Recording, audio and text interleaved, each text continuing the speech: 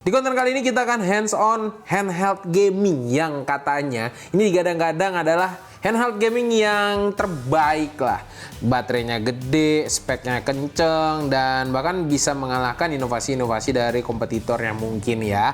Tapi nanti kita akan bahas aja itu nanti di konten selanjutnya. Tapi kali ini kita mau hands on dulu, yaitu Lenovo Legion Go.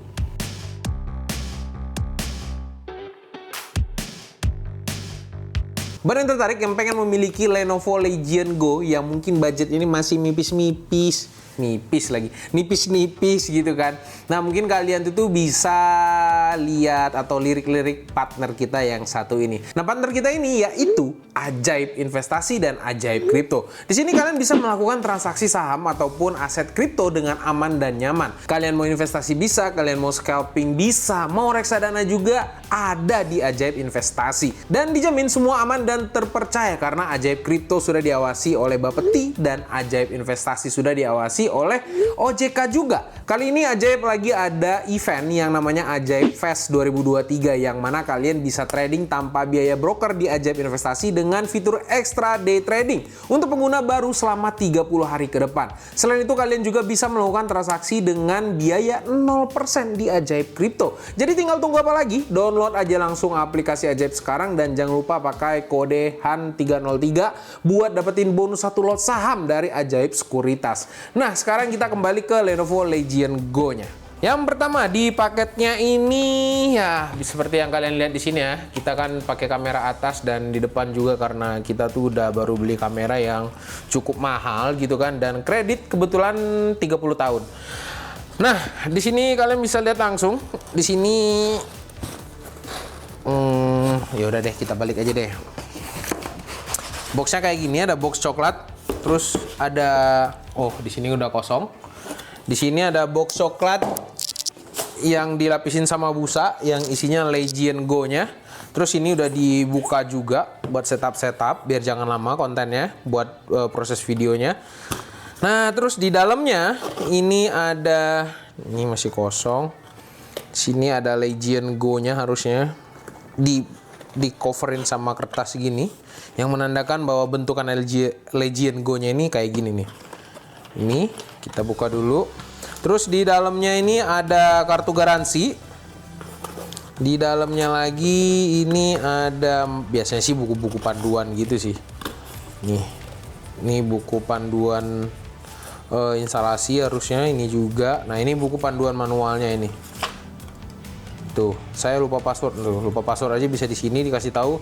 Buat kalian yang masih awam banget, mungkin pasti ada yang membutuhkan buku-buku panduan kayak gini, karena memang buku panduan ini emang standar regulasi di Indonesia dan harus ada buku panduan yang bahasa Indonesia kalau produknya itu resmi masuk ke Indonesia, biasanya sih gitu. Oke, ini kita taruh dulu kartu garansinya di dalam aja. Terus di dalamnya lagi ada charger yang harusnya sih 65 watt. Ya benar, chargernya ini 65 watt Type C. Dan sayangnya ini udah langsung ya ke adapter, kabelnya nggak pakai C2C. Coba lah ya, Lenovo ini ngasih C2C jadi enak gitu, bisa dipakai untuk apa aja gitu chargernya. Oke, kita taruh dulu. Selebihnya sih habis. Ini doang kosong. Kita taruh sini dulu, kita buka ini dulu kertasnya.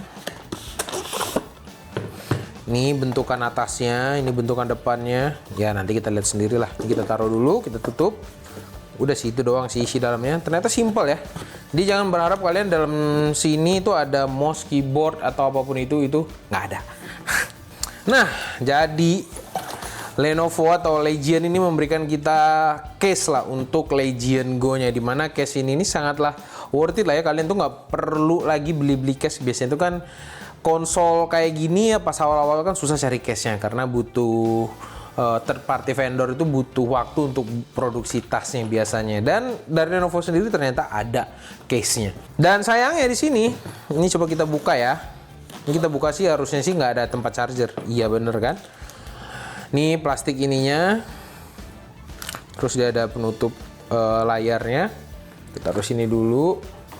Tuh, dia nggak bisa taruh charger di dalam case-nya. Jadi kalau misalnya kalian mau naruh chargernya ya berarti Kalian harus masukin ini dalam tas, ini masuk dalam tas. Gitu. Sayangnya itu aja. Cuman kalau misalnya bisa ada untuk case-nya dengan chargingnya langsung, harusnya lebih bagus lagi lah, lebih mantap lagi. Oke, ini Legend Go-nya. Ini cara membukanya itu tinggal ditarik ininya, biar tarik ke atas. Tuh, device-nya tarik ke atas, baru dipegang. Gitu caranya. Terus di dalamnya ini ada, nah ini untuk ini ya, apa sih namanya nih? Kayak apa? Pegangan. Iya, pegangan apa? Oh. Ini buat jadiin controller lah nih. Gue cobain ya. Ini kemarin tuh soalnya kita udah coba sneak peek-nya. Tuh jadinya kayak gini nih. Tuh. Jadi aduh, jadi kegeser semua kan. Ini kita bisa mainnya tuh kayak gini nih. Tuh, kan. Yoi kan. Ini pas banget di grip jempol gue yang segede gaban ini. Kalau dilihat nih jempol gua nih sangatlah rare ya. Umat manusia cuman gua doang kayak jempolnya kayak gini.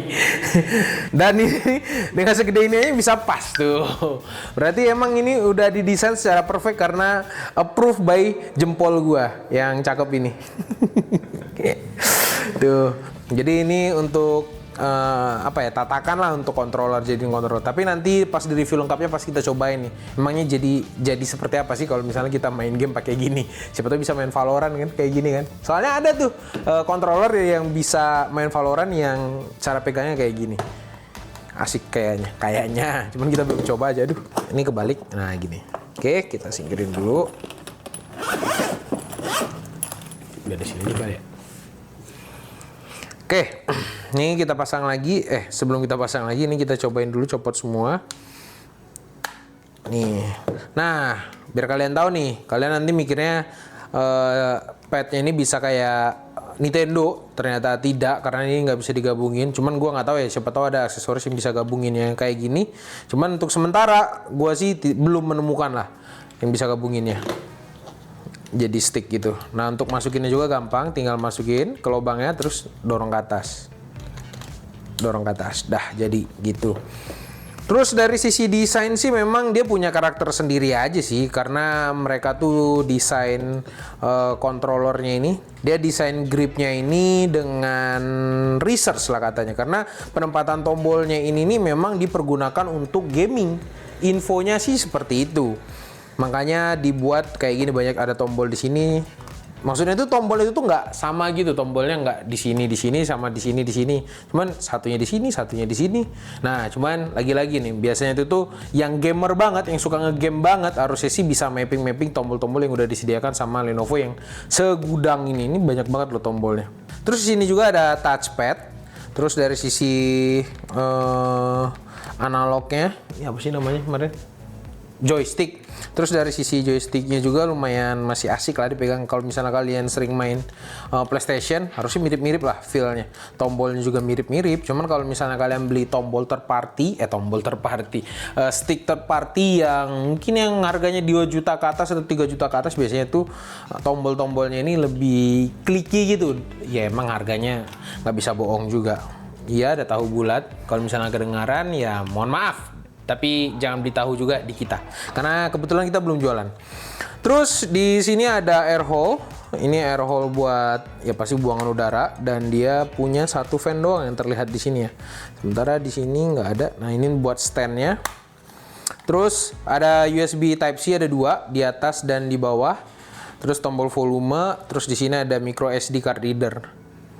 Terus ada combo audio jack juga di sini. Jadi kalau misalnya kalian, kadang kan ada orang yang nggak suka pakai TWS ya, pengennya hands free yang kabel gitu kan.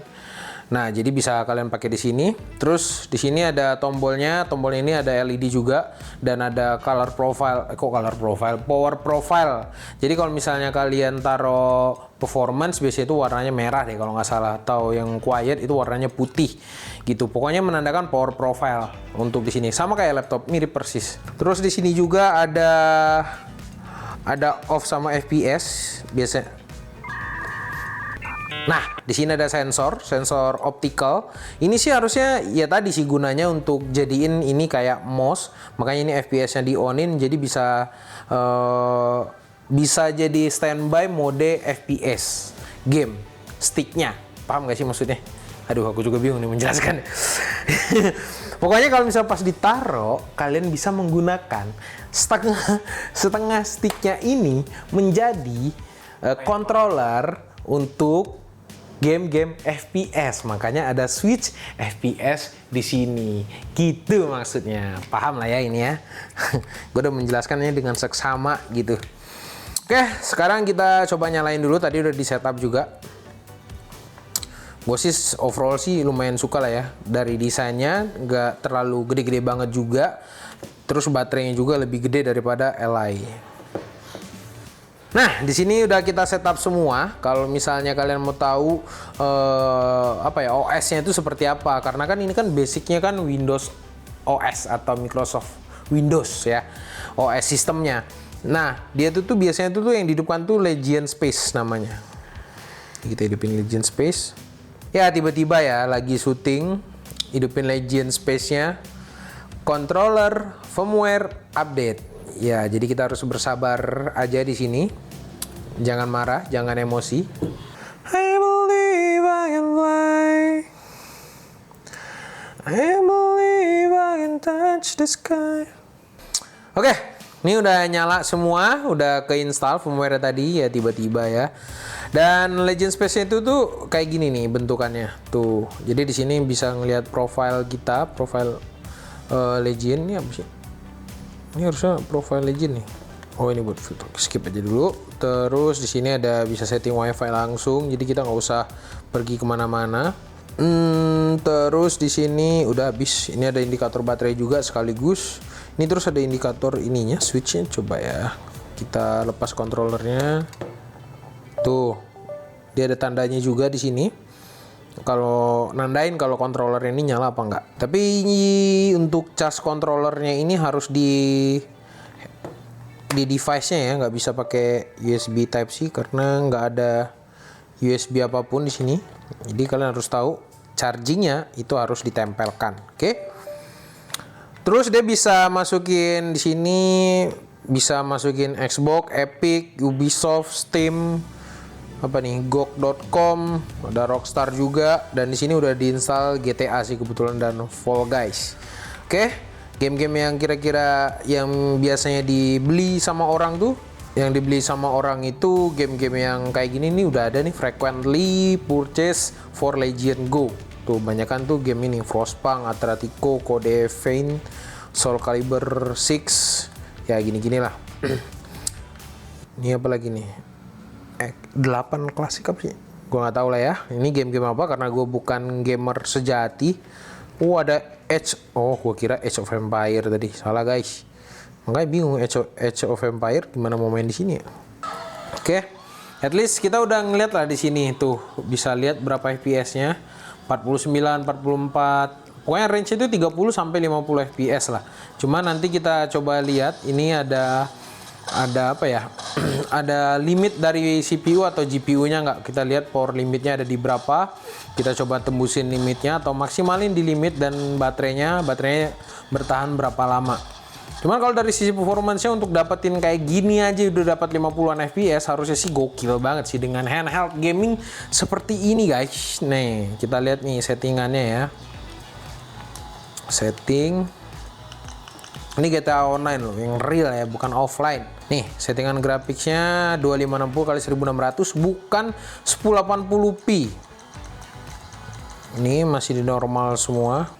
Tapi intinya nanti kalian tuh tonton aja review full lengkapnya seperti apa. Cuman overall kalau misalnya tanya hands on-nya untuk main game GTA 5 aja bisa main dengan rata tengah lah, bisa kita bilang rata tengah atau rata kiri dengan 2560x1600 pixel itu bisa jalan lancar dari 30 sampai 50-an FPS. Dimana device-nya sekecil ini tinggal daya tahan baterainya aja seperti apa. Kayak ini kan lagi main GTA yang dimana load-nya itu 50 GPU 74%, CPU-nya sekitar 50, 40 sampai 50%. Suhunya sendiri CPU GPU-nya ini masih mentok di bawah 60 derajat Celcius. Dan kitanya pasti kan penasaran. Kalau misalnya di full load dengan bukan game ya, dengan tugas-tugas content creator misalnya rendering atau kayak gimana, atau apakah handheld gaming ini bisa dibawa atau dijadikan sebagai komputer. Nah, itu yang mungkin pengen kita lihat ke depannya, dan di gaming seberapa jauh bisa push performance-nya dan baterainya berapa tahan lamanya. Kalau misalnya kayak gini doang 1,5 jam ya kan agak berat juga. Ya mudah-mudahan ini bisa tahan at least 4 jam 5 jam lah, tuh harusnya udah oke lah. Cuman ya kita tunggu aja review lengkapnya seperti apa. Dan satu lagi yang mungkin gue lupa mention ke lu pada tadi, di sini tuh udah ada touchpad. Dan ini setahu gue nggak ada ya, handheld gaming lain tuh nggak ada yang pakai touchpad, dan di sini masih pakai touchpad, dan mungkin untuk membantu dari beberapa skenario kita yang mau jadiin handheld gaming ini mungkin PC atau tempat produktivitas gitu. Oke, mungkin itu dia tadi konten kita hands on dari Legion Go. Mungkin kalian bisa kasih aja komen di bawah gimana menurut kalian tesnya, mau dites kayak apa aja, atau mungkin kalian ada game-game spesifik yang emang kalian pengen mainin di handheld gaming ini, atau tes-tes mungkin yang kalian perlu lah gitu kan, karena kalian pengen banget beli Legion Go ini. Komen aja di bawah. Oke, mungkin sekian dulu video hands on kali ini. Langsung aja komen tadi ya, jangan lupa. Sampai jumpa di video selanjutnya. Gua Rodi, nungguin. Bye bye guys.